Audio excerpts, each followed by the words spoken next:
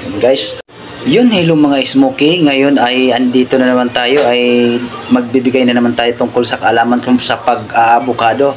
Ito ay evergreen, kung paano tandaan ang evergreen, kung paano tandaan kung hinog na ba o overripe na. Yan guys, umpisahan na natin. Halimbawa ay ito evergreen, ito ay hinog na. Pag hawak mo lang siya na medyo malambot na, yun ay hinog na. Pag binuksan mo na, pagbukas mo, ayan, pag ganyan ay yun ay sakto lang. Kung paano tandaan ang overripe na, doon tayo sa pangalawa. Ito ang avocado, ayan avocado siya. Hinog na rin to, evergreen din to. Pagbukas mo ay medyo itim na yung ito. Itim yung malapit sa buto, pero yung malapit sa balat, yung gitna niya ay okay pa. Yan siya. Medyo itim na siya dito. Ibig sabihin po niyan ay pa-overripe na po siya. Hindi po siya bubot, hindi siya sira. Pa-overripe na po. Yan, overripe, itim na siya dito, yung malapit sa buto. Saka siya mag-uumpisa na mabulok yung dito. Yun guys, hindi siya bubot pag nabulok dito, pa-overripe na. At saka pagbukas mo rin siya na ganyan, itim dito sa buto, ito buto. Katulad nitong kabila, bubuksan ko. Yan, overripe po siya. Yan, kapag kadumikit naman ang laman sa buto, yun ay bubot.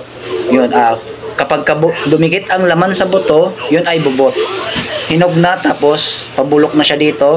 Pag dumikit ang laman sa buto, yun ang bubot.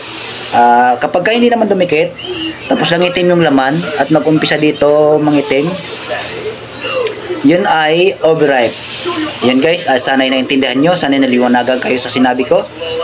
Magbigay pa ako ng isang sample. Katulad nito, pa-overripe na siya. Yan. Ito, katulad nito. Sampa. Bibigay tayo ng sample.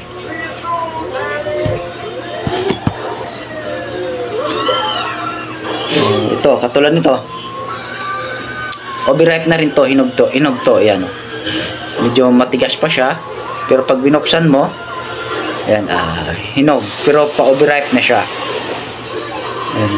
Ito ay sakto lang. Ngayon, bukas, overripe na yan. Ayan guys, salamat, tiga. Lamaw na avocado. Yan siya. Laki ng yelo. Laki ng yelo, yan. Panghimagas natin.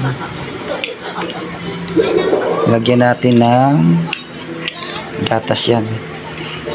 Evaporada. Dagdagan mo ng tubig, ma. Matutubigan mo. Pero dadami, sabaw. Pwede ba yun? Wala na lasa.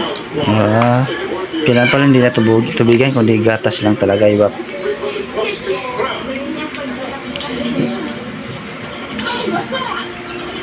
Ang gitang pangit ng balat.